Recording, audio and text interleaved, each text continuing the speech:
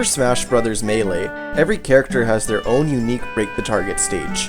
This stage complements their moveset. Normally, each character would only have access to their own Break the Target stage, but by using mods, we're able to have access to all 25 Break the Target stages with every single character.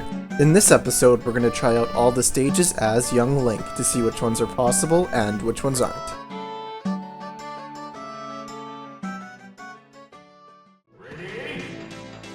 Alright, so now we got young Link here, and young Link should be better than Link in most ways, most notably just because young Link actually has a wall jump and Link doesn't.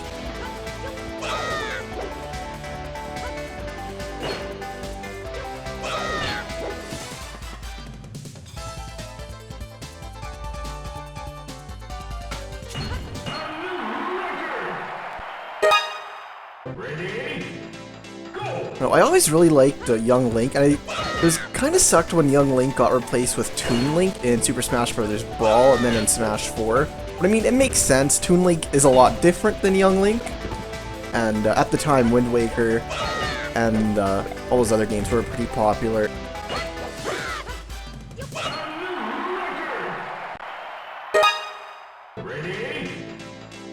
Phantom Hourglass is probably one of my favorite Zelda games, so I definitely do like games with Toon Link and everything, but Young Link is just a little bit more iconic to me. That's just kind of my nostalgia with Majora's Mask and Ocarina of Time.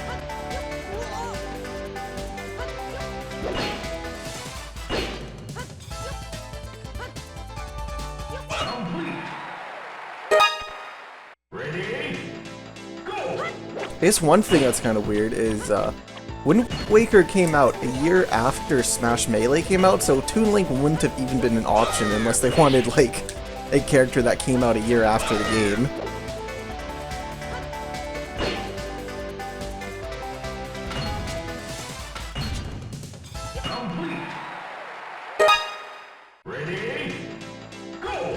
Like, the one thing about Young Link, like, it would have been cool if he would have had, like, the mirror shield from Majora's Mask, or even if it was just for a couple costumes, but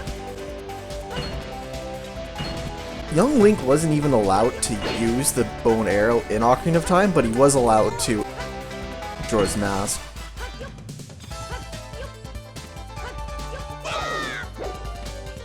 This shield is pretty iconic for Young Link too, so it makes sense why they picked it, the Deku shield.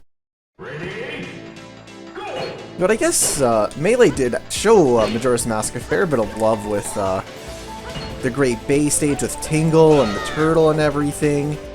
And they even literally have a Majora's Mask stage in the event mode, so Melee and Majora's Mask came out at similar times, like they came out pretty close to a year apart.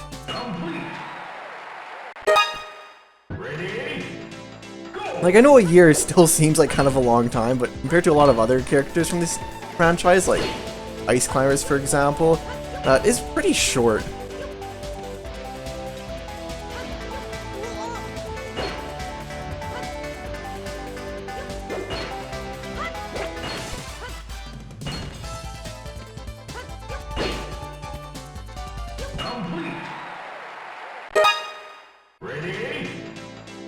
But I gotta say, Ultimate bringing back all the characters was such a cool thing. Like, when they said everybody's here and they showed Snake and Young Link and Dr. Mario and every single character returning, that was like almost magical.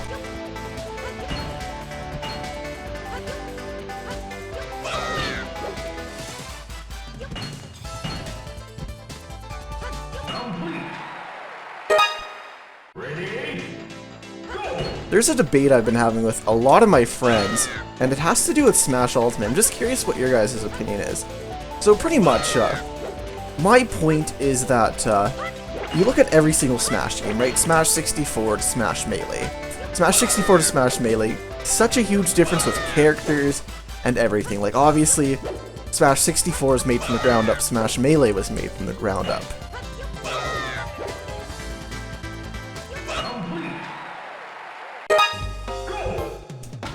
Then you look at Melee to Brawl, obviously huge difference, like Brawl was made from the ground up. Then you obviously look at Smash 4 for the Wii U.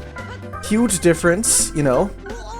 made from the ground up, and most of these Smash Brothers games had years of development, other than Melee. Melee is notoriously known for having a very short development.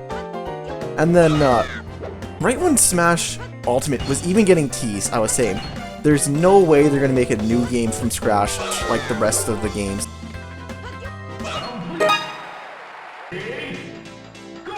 So what I was pretty much saying is that when Smash Ultimate comes out, they're gonna use like Smash 4 as the base because they spent so much time making Smash 4, and the Wii U sold so bad that they didn't really get that much sales for it, like nowhere near as much as Nintendo would have wanted.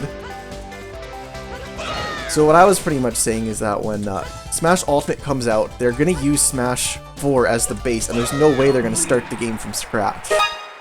Ready?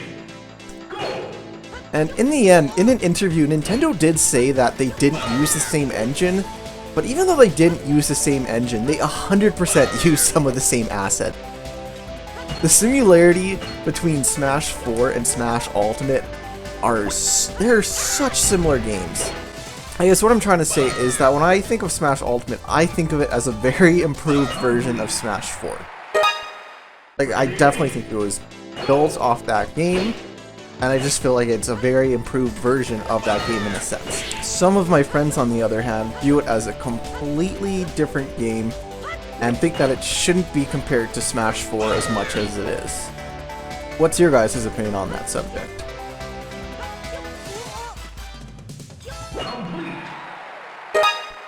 Ready? Alright, so now we got a Link stage, so we got the clones on the clones. And this one, I'm not gonna lie, it's a little bit pointless to do, but if I didn't do this one, I know there'd be so many comments being like, oh, you forgot Link, so let's just get this one done. Yeah, overall, this is probably a pretty good course. I might actually do a tier list of all the Smash Melee courses after this. Ready? Go! Alright, so now we got Pikachu's course here. This is another pretty cool course with the grass and like the Pokeballs on the walls and everything. And like the Pokemon Stadium platforms. And I gotta say, next episode is Pichu, who should be a really good character to do. I'm really curious about Pichu. Alright, just one more, and we're good. Ready? Go! Alright, so now we got young Link on JigglyPuffs here. And this one definitely has some cool boomerang tricks, especially what we just did at the start there. Getting these last targets is actually not that bad. We can use our bow for the first two. And we can do this cool boomerang trick right there, and it just comes right around. And then this last one, we could probably use the boomerang to get it too, but let's just use the bomb, because that's probably the easier way.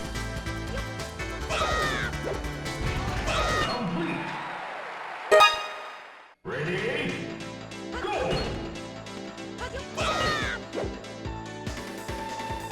And now we got MewTwo's here. And young Link is definitely a pretty good character to do MewTwo's because of all his projectiles. Makes this course a lot easier than it would normally be. No, this course is pretty trilly with all the moving targets and everything. Alright, so just one left. And oh wow, I just got that last one. Alright, now Game & Watch is here. Probably the easiest course in the game, and with his boomerang and everything, young Link can do this one obviously very easily. You could probably get pretty insane times on these courses if you like did a task or something for it.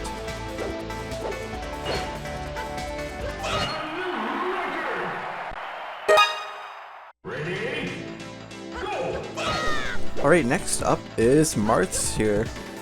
And Marth's is probably one of the most annoying stages in the game because of those two targets to the bottom left, but Link has such a good moveset that those honestly shouldn't really be a problem at all. Should be able to just, yeah, roll over here, be up and land right back on the platform. I guess one move I haven't been using that much is my bombs, but usually like the bow and arrow or the boomerang will do whatever the bombs can do. Ready? Go! In the end, I actually think I put in more time on Smash Ultimate than I have in Smash 4, mainly because of the World of Light mode. I always found that mode pretty fun, just doing all those challenges.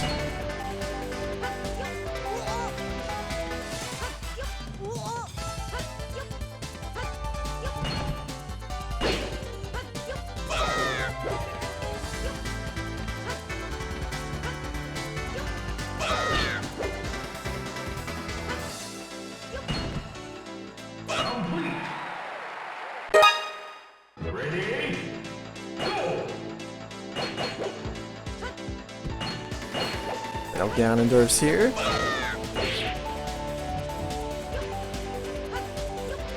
Alright, just one more. Ready? Go!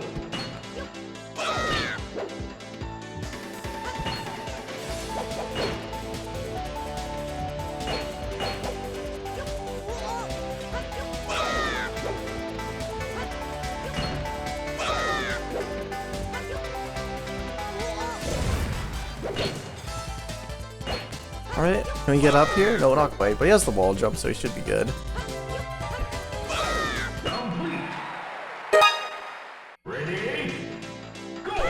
Here's another friendly debate I had with one of my friends was, it was about Mario Maker 2. Because I was pretty much saying that I really did not like playing it on the Switch in handheld mode, mainly because there's no D-pad on the Switch in handheld mode, so, and I obviously prefer using the D-pad for Mario Maker because I find that you can get much more precise movement with the D-pad than an analog stick. And he was pretty much saying that it was the opposite, that you get much more precise movement with an analog stick, and I was saying, yes, well, it's true, but for games that only have 9 inputs of direction, like a D-pad's much better. Remember, we really got into that one night, that whole debate. Ready? Go!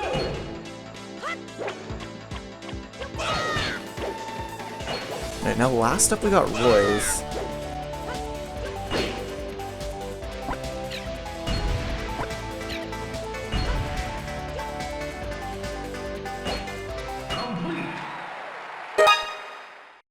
Alright, well that's it for Young Link. Obviously, Young Link did great. I think arguably he's probably the best character in the game. Like, I had pretty much zero trouble doing any of those. I guess JigglyPuff I have to do a little bit of weird movement, but yeah, Young Link did pretty much perfect there. Thank you guys so much for watching. If you could leave a like or maybe even subscribe, I would greatly appreciate it. I got Snoop Black's merch like this sweater here if you guys are interested. And I hope that you guys all have a great day.